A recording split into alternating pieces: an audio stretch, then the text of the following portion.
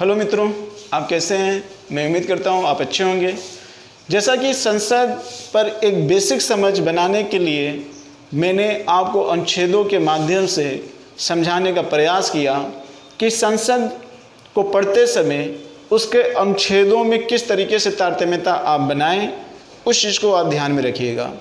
आज हम अनुच्छेदों के बारे में चर्चा तो नहीं करेंगे, आज हम एक बेसिक चर्चा करेंगे कि जो आपके एग्ज़ाम में अक्सर प्रश्न पूछे जाते हैं, उसी पर हमारी चर्चा होगी। तो देखिए, पहली चीज़ ये है कि आज हम संसद के सदस्यों के बारे में चर्चा करेंगे। संसद के सदस्यों के बारे में चर्चा करेंगे, ठीक है। संसद के सदस्यों को लेकर आज चर्चा होगी। पहले इस पर चर्चा करेंगे, उसके बाद अध्यक्ष, उपाध्यक्ष व सदस्य और उनके कार्यकाल और अवधि। शायद आपको दिख नहीं रहा होगा और नीचे में लिख दे रहा हूँ। संसद के सदस्यों की संख्या को लेकर आज की टॉपिक होगी, को लेकर ये चीज़ हम देखेंगे। क्लियर? लेकिन एक चीज़ यहाँ पर पढ़ाने से पहले हम आपको एक चीज़ ये बता देना चाहते हैं कि अनुच्छेद नंबर 82 में सीटों की संख्या को लेकर बात की गई है, जैसा कि मैंने पहले कहा था। मित्र, एक चीज़ ध्यान रखिए कि लोकसभा में सीटों के संदर्भ में सदस्यों की संख्या को लेकर बात हुई है। तो लोकसभा में सदस्यों की संख्या को लेकर जो संविधान संशोधन हुए हैं वो याद कर लीजिएगा। ये दो संविधान संशोधन आपके लिए इम्पोर्टेंट होंगे। एक 31वां संविधान संशोधन जो 1973 में हुआ था, और एक 84वां संविधान संशोधन जो 2001 में हुआ था। और इसमें क्या कहा गया था वो ये सुन लीजिए। इसके तहत ये कहा गया कि जो लोकसभा के सदस्यों की संख्या है वो 525 से बढ़ाकर 545 कर दिया गया था। और यहाँ पर ये कहा गया कि 2026 तक लोकसभा के सदस्यों में किसी भी प्रकार की वृद्धि नहीं होगी। जी हाँ, किसी भी प्रकार की वृद्धि नहीं होगी। यानी कि जो वर्तमान में कानून बना हुआ है सीटों की संख्या को लेकर वह वही रहेगा, उससे ज़्यादा वृद्धि नहीं होगी। ठीक है, ये आपको 2 पॉइंट तो जरूर याद कर लेना होगा। ऐसा क्यों, इतना लंबा समय क्यों दिया गया, इतना लंबा क्यों समय दिया गया? तो इसके पीछे कारण ये कि ऐसा कहा जाता है कि उत्तर भारत की जनसंख्या दक्षिण भारत की जनसंख्या से बहुत ज़्यादा है।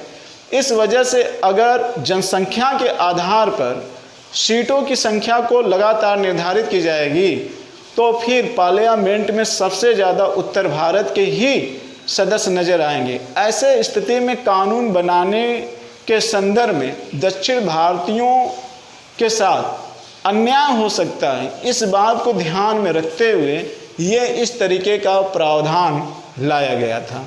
क्लियर? इतनी बातें समझनी है। अब हम आते हैं लोकसभा और राज्यसभा दोनों की सदस्यों की संख्या को लेकर आपको किस तरीके से इसको तैयार करना है और समझना है। आइए वो देख लेते हैं। पहले हम देख लेते हैं यहाँ पर लोकसभा के सदस्यों की संख्या। लोकसभा के सदस्यों की संख्या या इनके गठन के संदर्भ में आपसे प्रश्न पूछा जा सकता है, तो ये थोड़ा सा ध्यान रखिएगा। इसके लिए आप ये जान लीजिए कि लोकसभा के सदस्यों की संख्या वर्तमान में कितनी है और अधिकतम कितनी हो सकती है, इस पर आपको विचार करना है। ठीक है, अधिकतम कितनी हो सकती है। और यही चीज़ राज्यसभा में भी आपको ध्यान में देना है कि वर्तमान में कितनी है और अधिकतम कितनी हो सकती है, इस पर आपको ध्यान में रखना है। क्लियर? इस चीज़ को पढ़ते समय आपको और कुछ बातों को भी ध्यान में रखना है। जैसे वर्तमान में कुल सदस्यों की संख्या अगर देखें तो 545 है। कितनी है? 545। अगर ये हम देखें तो 545 है वर्तमान में। लेकिन अधिकतम कितनी हो सकती है? 552 हो सकती है। कितनी हो सकती है? 552 हो सकती है। अब इस 545 में ये शब्द सामने उभर के आता है कि आखिर में कितने निर्वाचित सदस्य होंगे, कितने निर्वाचित सदस्य होंगे और कितने मनोनीत सदस्य होंगे। बहुत ध्यान से समझिएगा, कितने मनोनीत होंगे ये। ठीक इसी तरीके से यहाँ पे भी ये बातें आएगी कि कितने अधिकतम निर्वाचित हो सकते हैं और कितने मनोनीत हो सकते हैं, मनोनीत हो सकते हैं। क्लियर? ये बातें आप यहाँ पे ध्यान दें। निर्वाचित की बात करें तो 543 सदस्य निर्वाचित हैं और प्लस 2 सदस्य मनोनीत हो सकते हैं।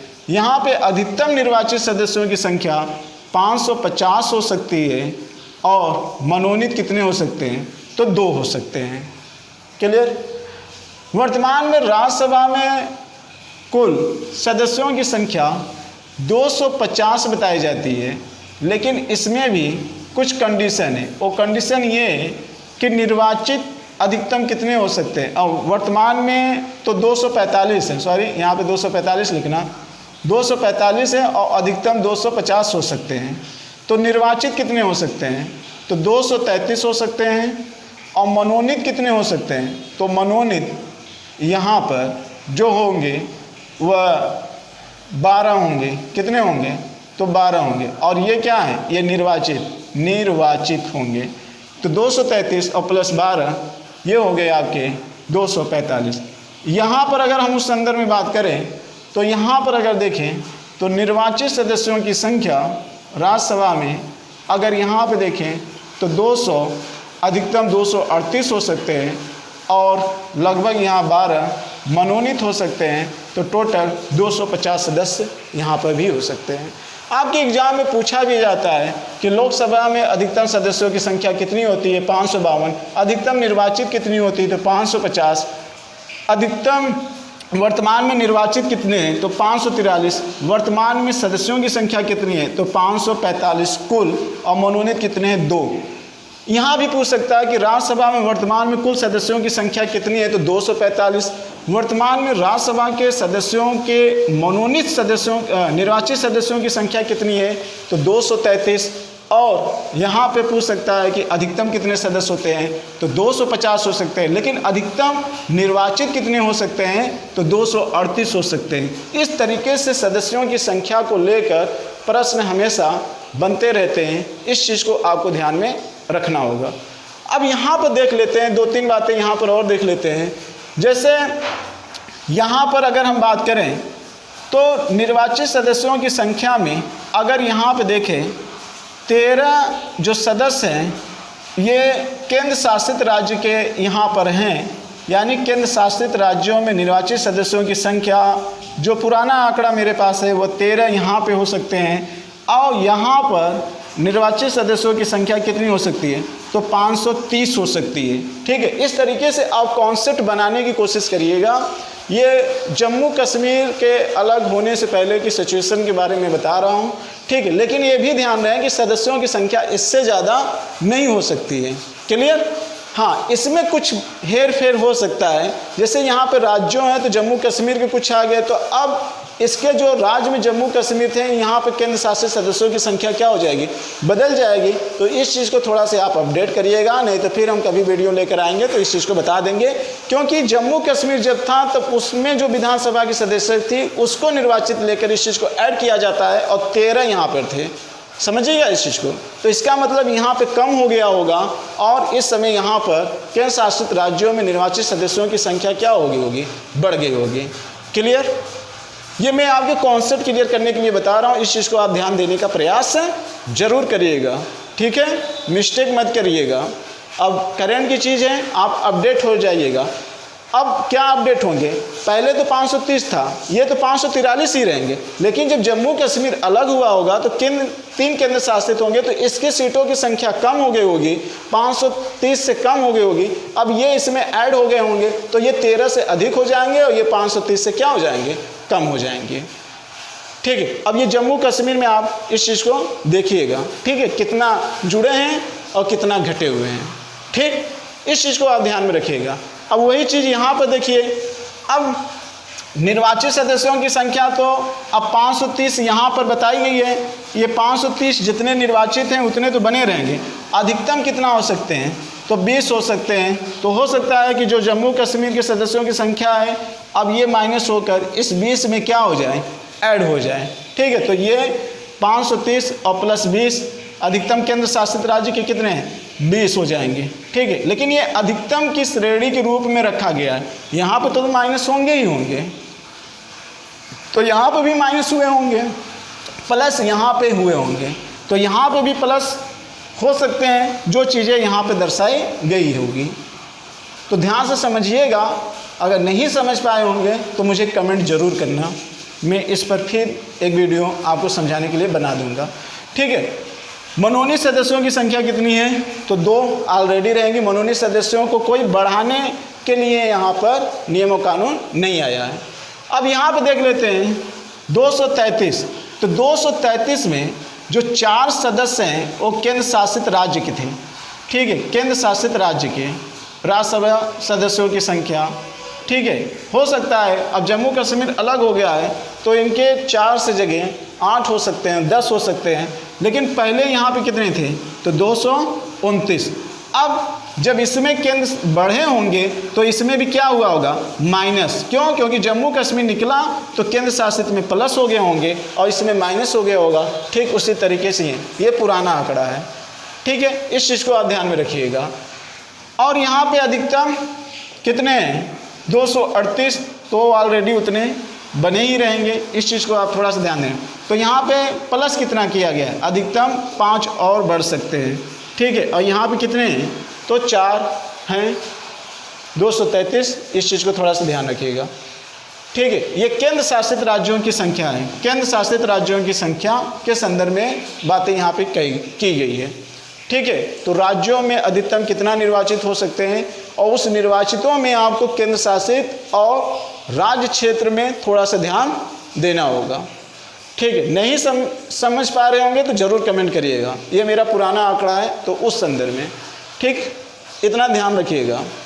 अब ये थोड़ा सा डायग्राम बदल जाएगा, मैं इस चीज़ को थोड़ा सा देखा नहीं, लेकिन आप इस चीज़ को कवर करिएगा। जो मैं बताया हूँ वही कॉन्सेप्ट यहाँ पे लागू होगा। तो इस तरीके से लोकसभा और राज्यसभा सदस्यों की संख्या आपके सामने एग्जाम में पूछी जा सकती है, करंट के रूप में भी पूछी जा सकती है, और वो भी पूछी जाएगी तो यहाँ से बनाया जाएगा, यहाँ से नहीं बनाया जाएगा। ये तो सेम ही रहेंगे। जैसे अधिकतम सदस्यों की संख्या कितनी होती है? तो 552, ये सेम क्वेश्चन रहेगा। वर्तमान में कितनी होंगी? 545, ये भी सेम रहेगा।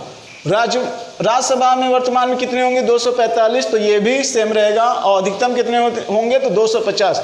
इससे जम्मू कश्मीर का केंद्र शासित राज्यों में बदल जाने से अधिकतम वर्तमान सदस्यों की संख्या में संसद के सदनों में कोई प्रभाव नहीं पड़ने वाला है। प्रभाव पड़ने वाला कहाँ होगा? तो प्रभाव पड़ने वाला होगा कि राज्य क्षेत्र में, जी हाँ, राज्य क्षेत्र में निर्वाचित सदस्यों की संख्या में प्रभाव देखने को मिलेगा, और केंद्र शासित राज्यों के क्षेत्र में निर्वाचित सदस्यों की संख्या में प्रभाव देखने को मिलेगा। वो भी कैसा प्रभाव? जो राज्य क्षेत्र के निर्वाचित सदस्य हैं उनमें कमी होगी, और केंद्र शासित राज्यों में जो निर्वाचित सदस्यों की संख्या होगी तो उसमें वृद्धि होगी। वो भी कितना? जितना जम्मू कश्मीर में निर्धारित किया गया होगा। ठीक है, तो यहाँ पे बदलाव होगा, यहाँ पे बदलाव नहीं होगा। तो मैं समझता हूँ कि ये कॉन्सेप्ट आज सदस्यों की संख्या को लेकर समझ गए होंगे। नहीं समझ में आया होगा तो आप कमेंट करिएगा, फिर से मैं इस पर वीडियो बना दूंगा। ठीक है, लेकिन हाँ, कॉन्सेप्ट मैंने पूरा आपको दे दिया है, समझा दिया गया है। आगे का काम आपका भी है, थोड़ा सा ये दौड़ाने का, तो दौड़ाने का आप भी प्रयास किया करिए। आइए अब आगे देखते हैं। ये तो बात होगी सदस्यों की संख्या को लेकर। ठीक है, अब हम ये देखते हैं राज्यसभा और लोकसभा। तो पहले हम देख लेते हैं इनके कार्यकाल के बारे में, दोनों सदनों के कार्यकाल के बारे में और दोनों सदनों की योग्यता के बारे में, इस पर हम चर्चा कर लेते हैं। ठीक है, तो सदन, अगर हम सदन के बारे में बात करें तो 2 सदन हम देखते हैं, एक लोकसभा और दूसरा राज्यसभा। ठीक, लोकसभा और राज्यसभा, इन दो सदनों के बारे में हम देखेंगे और इससे जो जो प्रश्न बनते हैं वो चीज़ें हम यहाँ पे देख लेंगे। तो पहला है लोकसभा और दूसरा है राज्यसभा। अब यहाँ से कुछ पॉइंट हम देखेंगे। पहला पॉइंट हम ये देखेंगे कि जो इस पर है, आप तो एक चीज़ जान लीजिए कि सदन का कार्यकाल पूछेगा तो लोकसभा का कार्यकाल कितना होगा। तो लोकसभा का कार्यकाल जो होता है वह 5 वर्ष होता है, 5 वर्ष। लेकिन राज्यसभा का कार्यकाल अनिश्चित होता है, अनिश्चित होता है। अब ये अनिश्चित क्यों होता है? अनिश्चित का मतलब इसका कार्यकाल निश्चित नहीं होता है। क्यों? क्योंकि ये अस्थाई सदन है, ये अस्थाई सदन है, अस्थाई सदन है, ठीक है। ये अस्थाई सदन है। अस्थाई सदन का मतलब कि इसका विघटन नहीं होता है। मतलब इसका क्या? इसका विघटन नहीं होता है। जब विघटन नहीं होगा तो इसका कार्यकाल भी अनिश्चित होगा। क्लियर? ये इतना आप ध्यान रखिएगा। दूसरी चीज़, अब लोकसभा के हम 3-4 बातों के बारे में ध्यान रखेंगे। जैसे पहले हम इनके सदस्य के संदर्भ में और अध्यक्ष एवं उपाध्यक्ष इनके संदर्भ में देख लेंगे और फिर यहाँ पर इनके सदस्य और इनके अध्यक्ष और उपाध्यक्ष के बारे में देखेंगे। अब इसमें आपको थोड़ा से अंतर करके पढ़ना पड़ेगा। यहाँ भी क्वेश्चन कभी कभी लड़के जल्दबाजी में गलत कर देते हैं, तो वो चीज़ें आप ध्यान से सुनिएगा। तो पहले हम देखेंगे इनके कार्यकाल के बारे में। जैसे सदस्यों का कार्यकाल, सदस्यों के कार्यकाल के बारे में बात करेंगे तो लोकसभा के सदस्य का कार्यकाल कितना होता है? 5 वर्ष। कितना होगा? 5 वर्ष। इनके अध्यक्ष और उपाध्यक्ष इनका भी कार्यकाल कितना होगा? इनका भी कार्यकाल 5 वर्ष, ठीक है। राज्यसभा के सदस्य का कार्यकाल कितना होगा? तो 6 वर्ष। राज्यसभा के अध्यक्ष का कार्यकाल कितना होगा? तो 5 वर्ष। ध्यान से सुनते जाइएगा। और उपाध्यक्ष का कार्यकाल कितना होगा? तो 6 वर्ष, ठीक है, 6 वर्ष।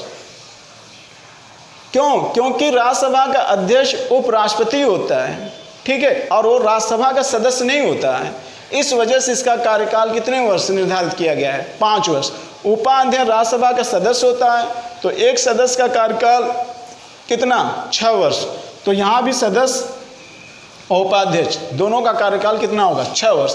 इसमें चाहे अध्यक्ष हो, चाहे उपाध्यक्ष हो, चाहे सदस्य हो, सबका कार्यकाल 5 वर्ष।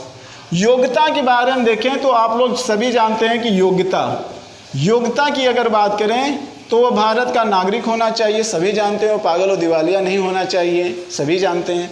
लेकिन यहाँ पर एक सबसे बेसिक चीज़ है कि लोकसभा का सदस्य बनने के लिए आयु 25 वर्ष होनी चाहिए। आयु कितनी होनी चाहिए?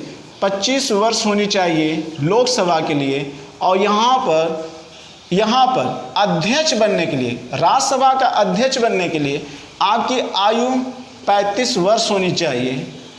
लेकिन यहाँ पर सदस्य और उपाध्यक्ष बनने के लिए आयु कितनी होनी चाहिए? आयु 30 वर्ष से कम नहीं होनी चाहिए, यानी कि 30 वर्ष होनी चाहिए। ध्यान से सुनिएगा, होनी चाहिए। ये वो सारे टेक्निकल हैं जो आपको पता होना चाहिए। तो ये हो गया योग्यता और उनके आयु से संबंधित प्रश्न आपसे पूछे जाते हैं। तो ये कार्यकाल कितना हो गया, इनका योग्यता कितना हो गया, ये चीज़ें आपको पता होनी चाहिए। क्लियर? ये चीज़ें आप यहाँ पर समझ गए होंगे, तो इस चीज़ को भी आप यहाँ पे समझने का प्रयास करिएगा। क्लियर? आइए हम अब ये तो संयुक्त रूप से हमने ये सारी चीज़ों को देखा। अब चाहे लोकसभा के सदस्य हों, चाहे अध्यक्ष हों, इनको हटाए जाने के संदर्भ में, इनके नियुक्ति के संदर्भ में भी हम चर्चा कर लेते हैं। ठीक है, अब हम लोकसभा के बारे में चर्चा करते हैं। ये तो थोड़ा सा संयुक्त रूप से इसको डिस्कशन करना था, इसलिए कर दिया गया। तो लोकसभा के संदर्भ में आइए हम चर्चा कर लेते हैं, ये भी देख लेते हैं। जैसे नियुक्ति, अगर हम नियुक्ति की बात करें तो नियुक्ति के संदर्भ में लोकसभा अध्यक्ष, उपाध्यक्ष या सदस्यों को शपथ कौन दिलाता है? तो शपथ कौन दिलाता है? Pro tem speaker. जी हाँ, आम चुनाव के गठित होने के बाद प्रोटेम स्पीकर, ये प्रोटेम स्पीकर की नियुक्ति राष्ट्रपति करता है और प्रोटेम स्पीकर वही अक्सर बनते हैं जो लोकसभा में वरिष्ठतम सदस्य होते हैं, उन्हीं को प्रोटेम स्पीकर बनाया जाता है। और ये प्रोटेम स्पीकर जो होते हैं लोकसभा के अध्यक्ष को क्या करते हैं? चुनते हैं। लेकिन लोकसभा अध्यक्ष को शपथ दिलाने का कार्य प्रोटेम स्पीकर करता है, जबकि लोकसभा अध्यक्ष की नियुक्ति के संदर्भ में तिथि जारी करने का कार्य कौन करता है? राष्ट्रपति करता है। फिर से सुन लीजिए, लोकसभा अध्यक्ष के चुनाव की तिथि की जानकारी या उनके नियुक्ति के संदर्भ में जानकारी राष्ट्रपति जारी करता है, और उपाध्यक्ष के संदर्भ में उनके चुनाव की तिथि कौन जारी करता है? तो उनके चुनाव की तिथि जो जारी करता है वो कौन जारी करता है? लोकसभा अध्यक्ष जारी करता है। लोकसभा अध्यक्ष के लिए राष्ट्रपति जारी करता है और लोकसभा के उपाध्यक्ष के लिए कौन जारी करता है? तो लोकसभा अध्यक्ष जारी करता है। क्लियर?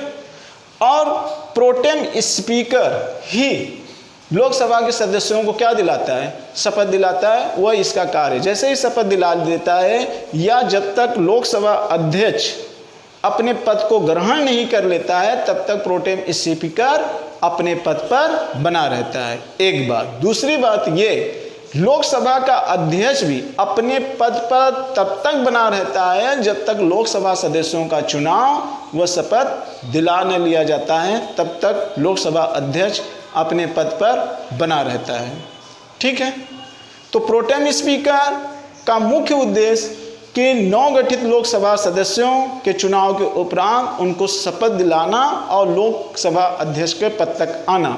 और लोकसभा अध्यक्ष लोकसभा के विघटन के साथ कभी इस्तीफा नहीं देता है, वो इस्तीफा नहीं देता है, उसका कार्यकाल समाप्त होता है। और उसका कार्यकाल तब समाप्त होता है जब कोई नई लोकसभा क्या नाम है गठित होती है और चुनाव होता है और सदस्य शपथ लेते हैं, तब वो अपने पद से हटता है। ये थोड़ी सी बेसिक अंतर है जो आपको थोड़ा बहुत पता होना चाहिए। क्लियर? तो प्रोटेम स्पीकर का कोई कार्यकाल भी निश्चित नहीं होता है। हाँ, इतना जरूर ध्यान रखिएगा कि उसकी नियुक्ति राष्ट्रपति ही करता है।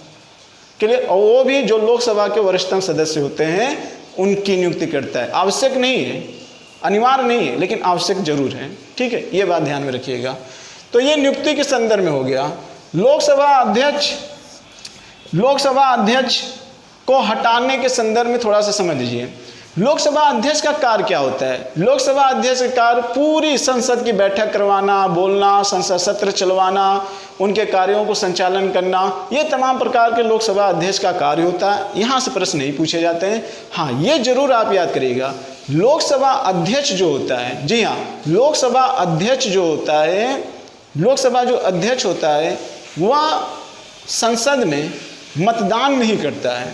सदस्य के रूप में रहते हुए भी वह मतदान नहीं करता है। लोकसभा अध्यक्ष भी तो सदस्य होता है। लोकसभा अध्यक्ष लोकसभा का सदस्य होता है, लेकिन वो मतदान नहीं करता है। किंतु विवाद बहुमत में, लोकसभा में बहुमत की स्थिति में अगर कभी विवाद की स्थिति आ जाती है तो लोकसभा अध्यक्ष ऐसे स्थिति में निर्णायक मत दे सकता है। निर्णायक मत दे सकता है। ठीक है, ये थोड़ा सा ध्यान रखिएगा, वो निर्णायक मत दे सकता है बहुमत के विवाद होने की स्थिति में। बहुमत के जब विवाद की स्थिति उत्पन्न हो जाए तो ऐसे स्थिति में लोकसभा अध्यक्ष निर्णायक मत दे सकता है। लेकिन भारतीय इतिहास में कभी भी ऐसा समय नहीं आया हो कि जब लोकसभा अध्यक्ष ने अपना निर्णायक मत सुनाया हो। क्लियर? तो ये लोकसभा अध्यक्ष से संबंधित कुछ चीज़ें हैं जो आपको इनके कार्यकाल, इनके योग्यता और इनके पद हटाए जाने के बाद जो कंडीशन होती है वो आपको ध्यान में रखना होगा। क्लियर? हाँ, जब हटाने के संदर्भ में कोई प्रस्ताव आ जाता है, ऐसे स्थिति में ये निर्णायक मत नहीं दे सकता है। निर्णायक मत तो नहीं दे सकता है, लेकिन मतदान कर सकता है। कौन? लोकसभा अध्यक्ष। जब इसको हटाने के संदर्भ में कोई प्रस्ताव पेश हुआ हो तो ऐसे कंडीशन में निर्णायक मत नहीं दे सकता है, लेकिन मतदान कर सकता है, बोल सकता है, सब कुछ कर सकता है, लेकिन निर्णायक मत नहीं दे सकता जब हटाने संदर्भ में प्रस्ताव लोकसभा अध्यक्ष के खिलाफ लाया हो। और पद पर रहेगा तो निर्णायक मत देगा लेकिन मतदान नहीं करेगा, और हटाया जाए तो मतदान कर सकता है लेकिन निर्णायक मत नहीं दे सकता है। कौन? लोकसभा अध्यक्ष। क्लियर? अब हम आते हैं ठीक इसी तरीके से वो उपाध्यक्ष की भी वही बातें होती हैं जो उपाध्यक्ष के कंडीशन में राज्यसभा के लोकसभा के अध्यक्ष उपाध्यक्ष के संदर्भ में जो चीज़ें लागू होती है वही चीज़ राज्यसभा के अध्यक्ष और उपाध्यक्ष के संदर्भ में भी लागू होती है। क्लियर? और एक चीज़ आप जरूर जान लीजिएगा कि राज्यसभा का जब सभापति अपने पद पर नहीं होता है तो राज्यसभा का उपसभापति ही सभापति के रूप में कार्य करता है, और राज्यसभा का सभापति उपराष्ट्रपति कहलाता है। ये मैं उपराष्ट्रपति वाले वीडियो में इस चीज़ को आपको बताया भी हूँ। क्लियर? आगे हम देखते हैं मित्र उपाध्यक्ष। तो जो कंडीशन यहाँ उपाध्यक्ष की है वही कंडीशन राज्यसभा के उपाध्यक्ष में भी होगी। ठीक है? और दूसरी चीज़ ये कि अगर जैसे सभापति का भी पद खाली हो जाए, उपसभापति का भी पद खाली हो जाए, तो ऐसे कंडीशन में राष्ट्रपति राज्यसभा सदस्यों में से किसी एक सदस्य को नामित करता है उपाध्यक्ष के लिए। ये थोड़ा सा ध्यान रखिएगा। जब सभापति भी ना हो, उपसभापति भी ना हो, तो ऐसे कंडीशन में राज्यसभा के सदस्यों में से एक सदस्य नामित करता है उप सभापति के लिए, जो सभापति उपसभापति के रूप में कार्य कर सके। क्लियर? इतनी बातें आपको इसके संदर्भ में ध्यान रखना होगा। ये तो हो गई अध्यक्ष और उपाध्यक्ष के संदर्भ में, और स्पेशली किसके संदर्भ में बात हुई? यहाँ लोकसभा और राज्यसभा के संदर्भ में बात हुई, ये आप ध्यान में रखिएगा। और राज्यसभा के सदस्य की बात हो या लोकसभा के सदस्य की बात हो, इनके हटाए जाने के संदर्भ में दो बातें आपको बहुत ध्यान से सुनिएगा और इसको समझने का प्रयास करिएगा। जैसे एक शब्द है संसद के सदस्यों के संदर्भ में मैं बात कर रहा हूँ, संसद के सदस्यों के संदर्भ में। संसद के सदस्यों के संदर्भ में अगर हम बात करें तो यहाँ पर आपको एक चीज़ ध्यान देना होगा। एक है 1951 का प्रतिनिधित्व अधिनियम है, लोक प्रतिनिधित्व अधिनियम। तो लोक प्रतिनिधित्व अधिनियम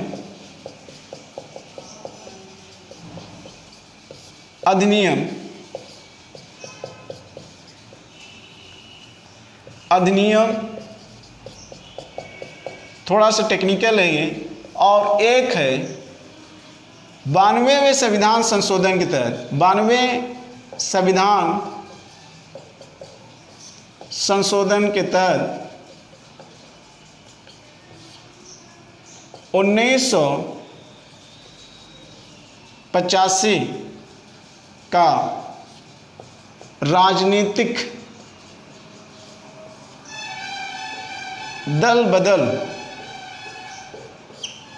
कानून अधिनियम, दल बदल कानून अधिनियम या राजनीतिक दल बदल विरोधी अधिनियम, इस तरीके से कानून बनाया गया।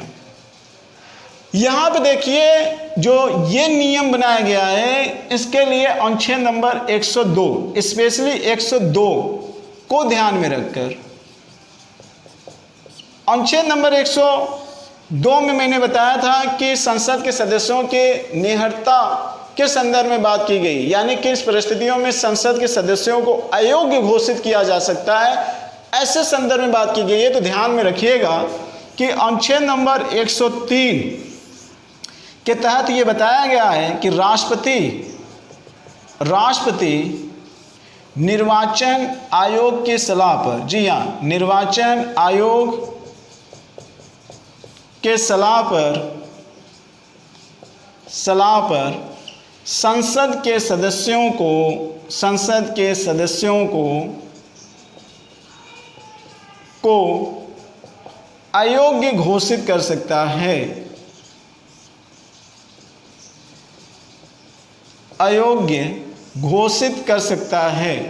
ये थोड़ा से आपको ध्यान में रखना होगा। कौन घोषित कर सकता है?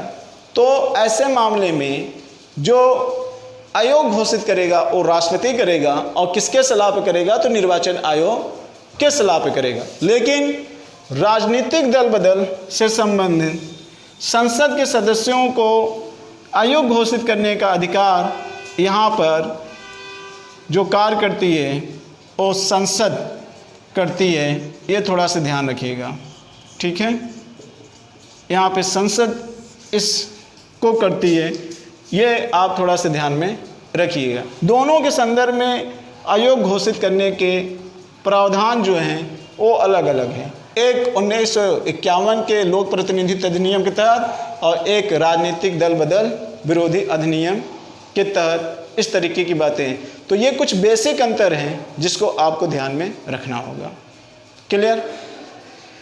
दूसरी चीज़, लोकसभा अध्यक्ष और राज्यसभा अध्यक्ष के पावर के रूप में दो बातों को आप ध्यान में रखिएगा। शक्ति, अगर हम शक्ति के रूप में देखें तो एक अनुच्छेद नंबर 108 और एक अनुच्छेद नंबर 110, ये दो आप ध्यान में रखिएगा। इन दोनों में ये कहा गया है कि कोई धन विधेयक यानी धन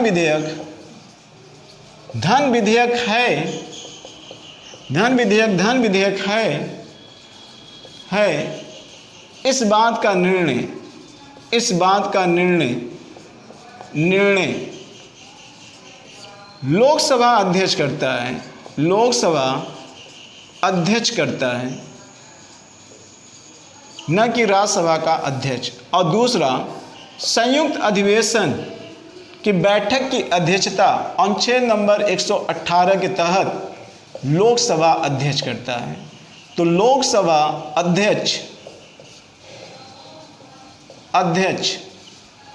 संयुक्त अधिवेशन की बैठक की अध्यक्षता करता है। ये दोनों प्रकार के पावर राज्यसभा के अध्यक्ष के पास नहीं होता है। इस बात को आप हमेशा ध्यान में रखिएगा। बाकी अन्य मामलों में जो कार्य लोकसभा के अध्यक्ष हैं वही कार्य उपाध्यक्ष के हैं। काफ़ी कुछ समानता मिलता है।